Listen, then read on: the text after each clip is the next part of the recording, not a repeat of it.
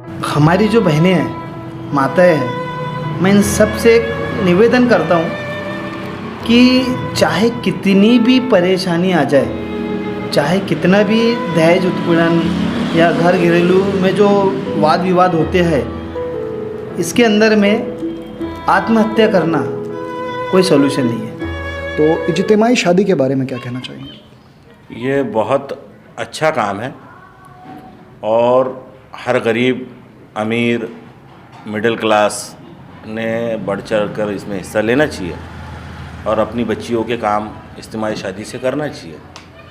जो middle class है, गरीब है, वो तो ठीक है, लेकिन जिनको परवरदिगार ने दिया है उनका काम है कि उस शादी में बढ़ चढ़ कर हिस्सा ले और बच्ची को जो अपने देना है वो तो देना ही है, मगर वहाँ करने से जो गरीब मिडिल क्लास है उनके हौसले बुलंद होंगे कि एक अमीर के बच्ची की शादी इज्तिमाई शादी में हुई है। ये जो लोग हैं अगर ये बढ़कर हिस्सा लेंगे उसमें, तो जहाँ तक मेरा ख़्याल है कि ज़्यादा से ज़्यादा शादियाँ वहाँ होंगी और होना चाहिए। आज के दौर में जो फजूल खर्ची करते हैं हम शादी ब्याह में, फजूल खर्चे वही बचेंगे आपके। और अगर आपको अल्लाह ने दिया है तो उस जगहों पर आपने खर्च करना चाहिए, क्योंकि वहाँ एक बच्ची की शादी नहीं हो रही, वहाँ सैकड़ों बच्चियों की शादी हो रही है। तो उसमें जो आप योगदान करोगे, अगर अल्लाह ने दिया है आपको और आप वहाँ योगदान करते हो, तो वो आपके आखिरत के लिए है ना।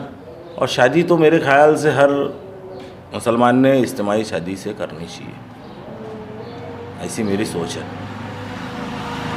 सबसे पहली बात तो जो गरीब तबके के जो लोग हैं वो इज्तिमाई शादी के अंदर में उनका शादी करना बहुत आसान हो जाता है। दूसरी बात, उनको देखकर जो यानी जो और भी कई लोग हैं उनको देखकर प्रोत्साहित होते हैं कि नहीं यार हमने भी करना चाहिए। और मैं तो बोलता था जो हमारी जो समाज के जो लोग हैं, इन लोगों ने बढ़ चढ़ के इस इज्तिमाई शादी का हिस्सा बनना चाहिए। अपनी बेटियों के अंदर बड़े बड़े लॉन, बड़े बड़े ये करके कोई मतलब नहीं है, इज्तिमाई शादी में करना चाहिए। तो ताकि जो गरीब तबके के जो लोग हैं वो कर्जावाड़ी ना करते, वो भी इज्तिमाई शादी में करने की कोशिश करेंगे। और दूसरी बात, हमारे हुजूर ने फरमाया है कि शादी जितनी सादगी से, जितनी नरमाई से, जितनी अच्छे से करे उतना ही बेहतर है। ऐसा ज़रूरी नहीं है कि हमें अच्छे अच्छे पकवान खिलाना चाहिए मेहमानों को, अच्छा अरेंजमेंट करना चाहिए और कर्जा लेके फिर शादी करना चाहिए। आज एक गरीब तबके का जो कर्ज लेके जो शादी करता है, उसके अंदर में क्या, उसका कर्ज ख़त्म करने के लिए उसको सालों लग जाते हैं। यानी वो अपनी फ्यूचर बनाने के बजाय जो है वो कर्जे के अंदर ही में, वो कर्जे के बोझ के तले दब जाता है। और फिर जो है उसके सामने एक ही ऑप्शन रहता है, एक तो आत्महत्या कर लूँ या तो फिर जो है उसके सामने कुछ समझ में नहीं आता कि मैं अब क्या करूँ आगे में। कल एक मौलाना साहब थे हमारे एरिया पे, जुमे के दिन उन्होंने बयान किया कि हमारे समाज की गुर्बत की सबसे बड़ी वजह उन्होंने बताया शादियों में फजूल खर्च करना।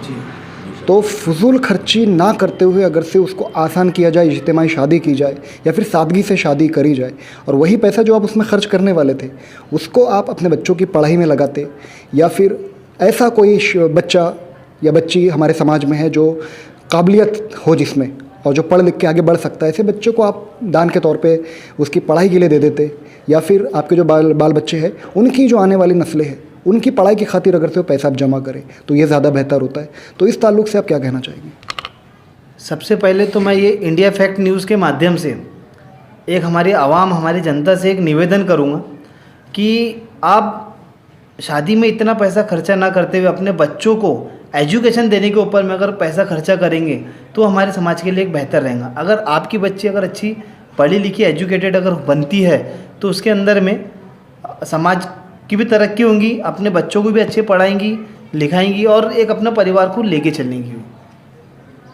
हम कर्जावाड़ी करके जो शादी करते हैं ये कुछ रखा नहीं है इसके अंदर में, मेरे हिसाब से तो करना ही नहीं चाहिए अभी हमारे समाज में। और दूसरी बात, अगर ऐसे कोई प्रॉब्लम है कि हमारे पास में शादी नहीं कर सकते हम लोग, हमारे पास में कोई इनकम सोर्स नहीं है कैसा करना, तो आप इंडिया फैक्ट न्यूज़ से कांटेक्ट कीजिए, हम लोग उनकी मदद करेंगे। काफ़ी ऐसे लोग हैं जो ये सोच रखते हैं कि अगर से हम इज्तिमाई शादी कराए तो हमारे पड़ोसी क्या कहेंगे, लोग क्या कहेंगे। ऐसे लोगों को क्या मैसेज देना चाहिए? ऐसे कुछ ही लोग हैं जो ऐसा सोचते हैं, जो कि कर्ज लेके कर रहे हैं शादी, लेकिन सोच ऐसी है कि लोग क्या कहेंगे इसलिए मैं कर्ज लूँगा, लोन लूँगा, उसके साथ साथ बिल्कुल अच्छे अच्छे डिशेज़ खिलाऊंगा लोगों को, ताकि लोग क्या कहेंगे मेरे दिमाग में ख्याल ना आए। कुछ लोग जो है कुछ नहीं कहते। लोग सिर्फ जब आपके यहाँ पे खाना खाने के लिए आते हैं तो वहाँ पे क्या होता है, सिर्फ अगर नमक कम था, मिर्ची कम थी, यही बातें करते हैं। ऐसे ये बातों के अंदर में कुछ रखा नहीं है। आप जितनी सादगी से, अभी जैसा अभी लॉकडाउन चल रहा है, लॉकडाउन के अंदर में बड़े बड़े लोगों ने 50-50 लोगों के अंदर में, 20-20 लोगों के अंदर में शादी की है। मैं आप लोगों से वही निवेदन करता हूँ कि जैसा ये जो अभी टाइम पीरियड चल रहा है, 50 लोग 20 लोग, ऐसे अपने एक बिल्कुल एक ऐसा इसको रूल बनाइए कि हम भी अब शादी जो है हम 20 लोगों में करेंगे, 30 लोगों में करेंगे। उसमें क्या होगा कि आप लोगों का टाइम भी बचेगा, हमारा पैसा भी बचेगा, और वो पैसे को हम जो है हमारे बच्चों के फ्यूचर बनाने के अंदर में इस्तेमाल करेंगे। कुछ ऐसे, मैं तो निकम्मा कह रहा हूँ ऐसे इंसान को, कुछ ऐसे निकम्मे लोग भी होते हैं जो शादी में आते हैं, गरीब की शादी में। वो बाप कर्जा लेके अपनी बच्ची की शादी करा रहा है, सालों से पैसा जमा किया तब जाके अपनी बच्ची की शादी करा रहा है। उसमें एक शख्स आता है, शादी में दाल चावल बनाए, तो वो शख्स क्या कहता है कि यार दाल चावल बनाने से बेहतर है तू चिकन बिरयानी बना लेता, पैसे मुझसे लेता। ऐसे इंसान के बारे में क्या कहें? ऐसे इंसान के बारे में मैं यही कहना चाहूँगा, कम वक्त देना होता तो पहले ही दे देता। और कहने के लिए तो हज़ारों लोग आएंगे, काम ही शादी का है, लेकिन उस बच्ची के बाप ने ना किसी से कर्ज लेते, ना किसी से उधार लेके दाल चावल ही बनाया, वही बेहतर है ना। किसी का ख्याल ना रखते हुए, जो अपने जेब का बजट है उस हिसाब से काम करते हुए, है ना, इधर उधर तवज्जो ना देते हुए। और मेरे हिसाब से तो सबसे बेहतर है इज्तिमाई शादी, सबसे बड़ा हल है, समझो सबसे बड़ा हल है। और मैं तो हर मुसलमान को ये मैसेज देना चाहूँगा आपके माध्यम से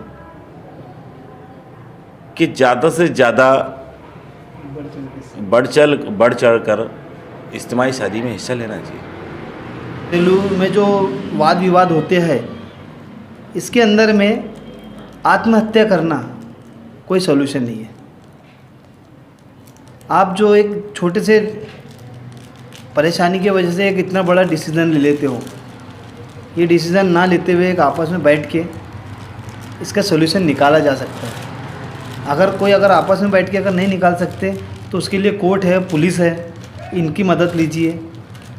इनकी मदद के माध्यम से अपन इसको जो हर चीज़ का जो है एक हल निकलता है, उसके लिए हमने प्रयत्न करना चाहिए। आप जो है एक जरा सी बात के अंदर में सुसाइड कर लेते हो, आत्महत्या कर लेते हो। कुछ जिसमें से कुछ ऐसे भी लोग रहते हैं जो आत्महत्या करने के चक्कर में जल जाते हैं, और जलने के बाद में फिर बच जाते हैं, और उनकी फिर आगे की जो ज़िंदगी रहती है बहुत कठिन होती है जीना, बहुत तकलीफ़ों की होती है। किसी के तो ऐसे रहते हैं कि छोटे छोटे बच्चे रहते हैं, अपने तहस की वजह से बच्चों के ऊपर ध्यान न देते हुए आत्महत्या कर लेते हैं। लेकिन उन बच्चों का क्या, जो मम्मी मम्मी बोलते हैं, अगर आजू बाजू अगर किसी का अगर बाप रहता है तो उसकी माँ नहीं रहती है, तो वो किस तरीके से डिस्टर्ब होता है वो बच्चे से पूछो, कैसी ज़िंदगी जी रहा है करके। आप लोगों से एक निवेदन करते हैं हम लोग कि कृपया करके सुसाइड जैसा जो उपाय है ये कभी यूज़ ना करें, इस्तेमाल ही ना करें। जी, ये जो अपनी इज्तिमाई शादी है, ये शादी हर तरह से अच्छी है, जायज़ भी है, शरीयत के हिसाब से भी है। और ये शादी इसलिए भी मुनासिब है कि अमीर और गरीब की लड़कियां एक साथ खड़ी होकर के उसी बंधन सूत्र में बनती है, जिसमें बड़े घराने की लड़कियां भी बनती है और गरीब घराने की भी बनती है। तो ये शादी मुझे बहुत ही अच्छी लगती है और भविष्य में मैं इसके ही सहयोग में रहूँगा। सर, ये जो चीज़ें हो रही है दहेज के लिए, ये नहीं करना चाहिए, और इस निकाह जो शादी है उसे आसान करना चाहिए। और ये दहेज को लेके जो भी संभावना है लड़के वालों की, ये तो बिल्कुल भी नहीं करना चाहिए और किसी गरीब माँ बाप की बेटी को ऐसा परेशान तकलीफ़ नहीं देना चाहिए। अपन ने शादी की है तो उसको ज़िम्मेदारी लेके संभालना चाहिए और जितनी भी यातनाएं हैं उसके घर वालों को कभी ज़िंदगी में नहीं देना चाहिए, क्योंकि बेटी जो रुखसत करते हैं वो बड़े खुशी के मिजाज से करते हैं। अब बाद में ना जाने पता नहीं चलता है कि ऐसी लड़का उसके साथ ऐसी बदतमीज़ी करे और उसको ऐसी हमेशा के लिए प्रताड़ित करे। ये बिल्कुल हमारे इस्लाम के ख़िलाफ़ है ये सब चीज़ें।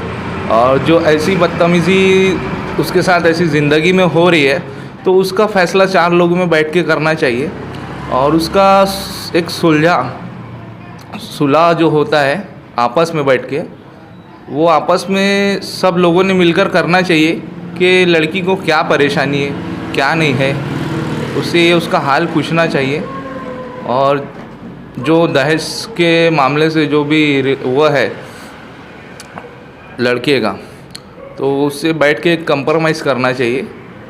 और अगर नहीं होता है तो बेटी को अपने घर आप लाकर उसको समझा सकते हैं और लड़के वालों को अपना जवाब उन लोग दे सकते हैं अगर ऐसा मुद्दा आ रहा है तो।